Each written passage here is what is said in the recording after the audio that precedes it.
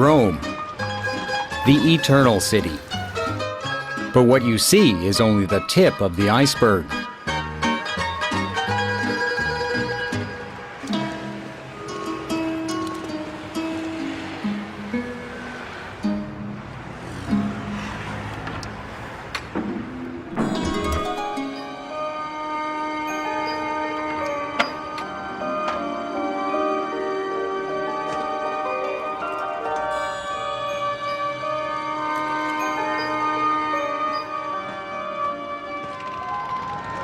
Under this bustling modern metropolis, the remains of another eternal city, entombed underground since the fall of Rome.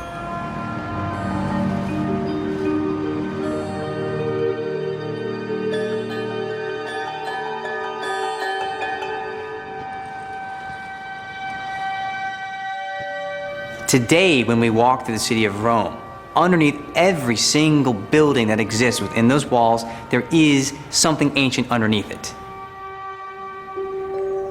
As we travel deep into Rome's underworld, we unearth the past and find beauty in the most unlikely of places. We journey through time to places few have seen and where fewer still dare to go.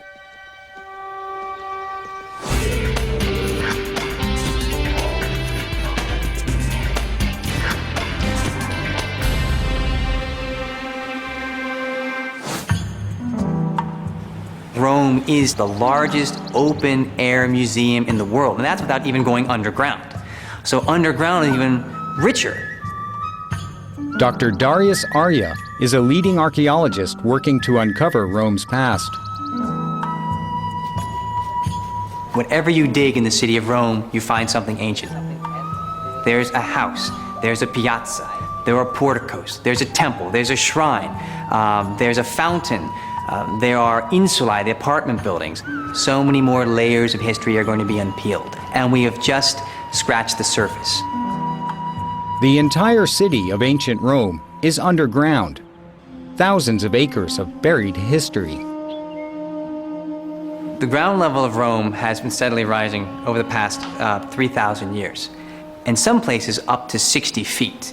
And it was happening not because every couple of decades they said let's jack up the city, but because there was a devastating flood, earthquakes, or there was a devastating fire. The debris that accumulates from the destruction, they leave that material there, level it off, they fill it in, and they go up. Beneath Vatican City are layers that reveal the past. During ancient times, the Circus of Caligula stood here. It was also here that St. Peter was crucified. With the rise of Christianity, the circus fell out of use, and the site became a place of worship.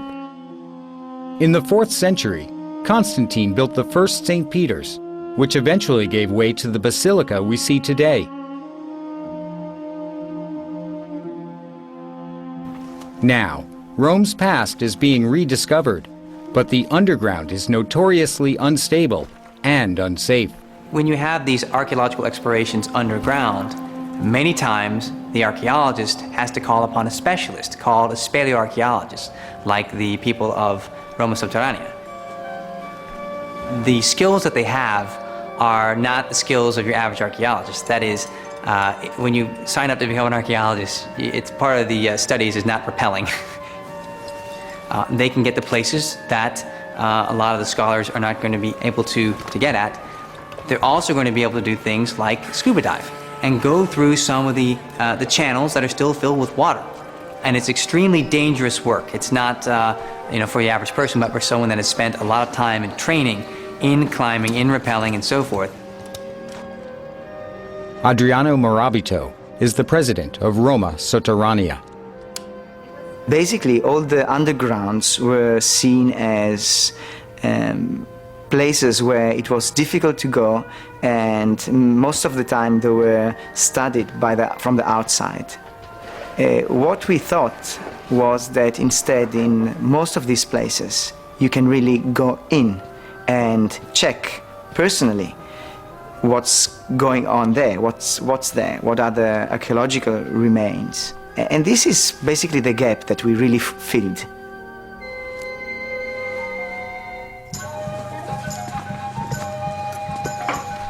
The undergrounds of Rome, I think, have such a personality, and they really fascinate so much. And suddenly you are like in a lift that goes back in time. You are in a completely different world.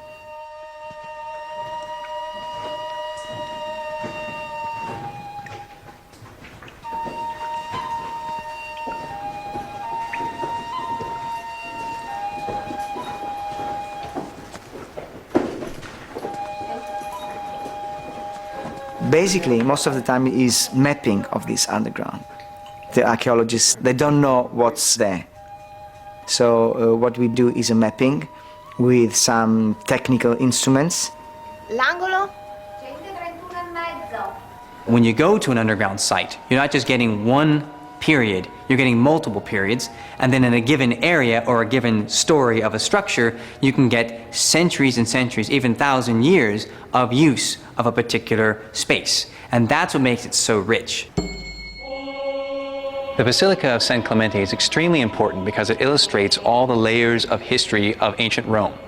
The Basilical Church of San Clemente is 12th century that we're standing in right now. It in turn is on top of the remains of a 5th century church, which in turn is on top of extensive Roman ruins, a Roman house, alleyway, Mithraeum, and warehouse.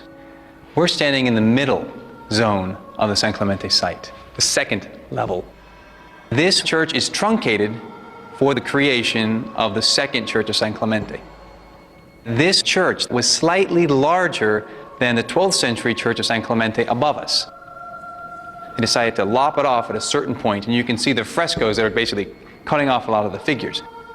Around the 1890s, excavations are conducted by the Irish Dominicans, and they rediscovered this earlier church. It's just extraordinary to walk into the church, walk down to the remains of the early church that are buried, and then to walk through that down to a Roman house and a Roman warehouse and a worship area of the god Mithras. To find a site like this that illustrates all those layers of history in Rome, really nothing is better than what we have here in San Clemente.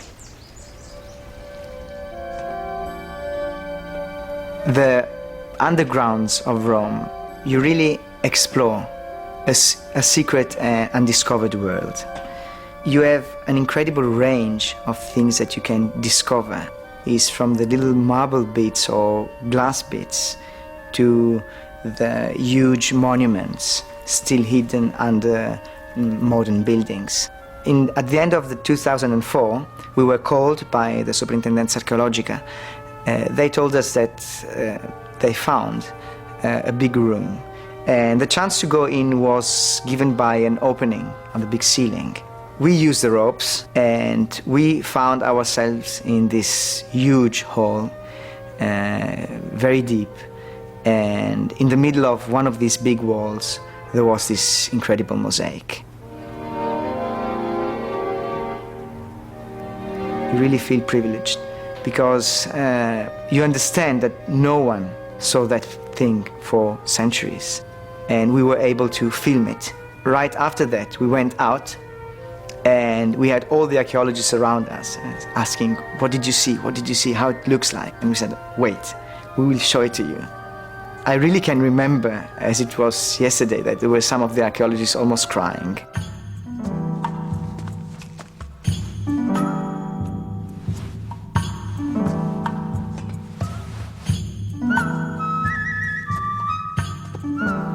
Here in these underground sites, it's immediately intimate.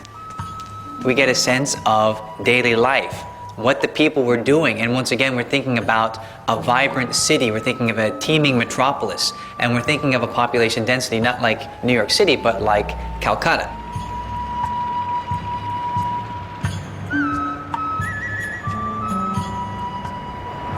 We are now 9 meters below the modern street level, as we can hear from the noise and how busy it is on top. And probably here it was even noisier and busier in the ancient times. So we have to imagine that there was a road here, narrow road, with a lot of people going back and forth because we are in the city center of Rome. These buildings facing these roads had on the ground level the taberne, means shops. On top of this was high-rise building of the ancient times, probably 5 or 7 stories high. There were people living in really very bad conditions. This is the average size of an apartment in ancient Rome. We can see that the size was really small. There was a proper wall here, closing the light coming from the outside, and the only light was coming from these openings that were bringing also some air. And then obviously there was the entry door. A whole family was living here. They were eating here, they were sleeping all together. There was a bed made of bricks with some straws on top, and the whole life was in this small area. Most Romans lived in the center of the city because, of course, that was the most convenient place to live. Juvenal and Martial were 2 satirists who lived in the last part of the 1st century AD, and they lived in apartments in Rome, and they have a lot of complaints about living in their apartments, and then, of course, also about living in the city and the hazards and the annoyances of living in the city. So Juvenal complains that you could live on the top floor of an apartment building and it could be on fire and you wouldn't know that the building was on fire, and of course that was one of the hazards. Living in Rome today is, in a sense, like living in ancient times. The buildings are old, the streets impossibly narrow. And if you live in an apartment, often it's 5 stories up with no elevator. Still, it's Rome. The opportunities this city offers make everything else worthwhile.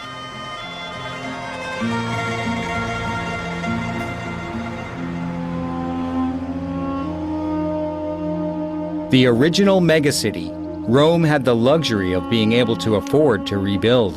Rome is unique in that the Romans living here with so much wealth wanted the best. And the best, what was the best? The paintings, the wine, the sculpture, marble, metal, jewelry collections. All that wealth then becomes concentrated in the hands of the few, and finally when we have an emperor that's able to acquire these collections, he is making them available to the public. That's why the city is so densely packed with the porticos and the piazzas and the libraries and the museum spaces. And then as the city is affected by a flood, devastated by an earthquake, razed to the ground by a fire, there's still all that wealth. They're able to rebuild again and again and again, like no other city. Rome has been rebuilt again and again, and evidence of this is apparent throughout the city, if you know where to look. Beneath the church of San Giovanni e Paolo, excavations have revealed stunning examples of the wealthy lifestyles of Rome's elite. Life was certainly different for the upper class than from the majority of people who lived in the apartment buildings. The wealthy had much larger houses, and since the wealthy might be allowed, in fact, usually were allowed to tap into the public water system and have pipes leading into their own houses, they had running water and they could have fountains, often beautifully decorated with mosaics.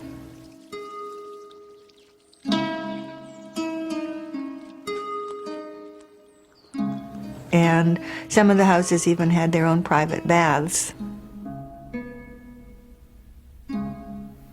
We are now in the lowest level of the Roman houses under the Church of Santi Giovanni and Paolo.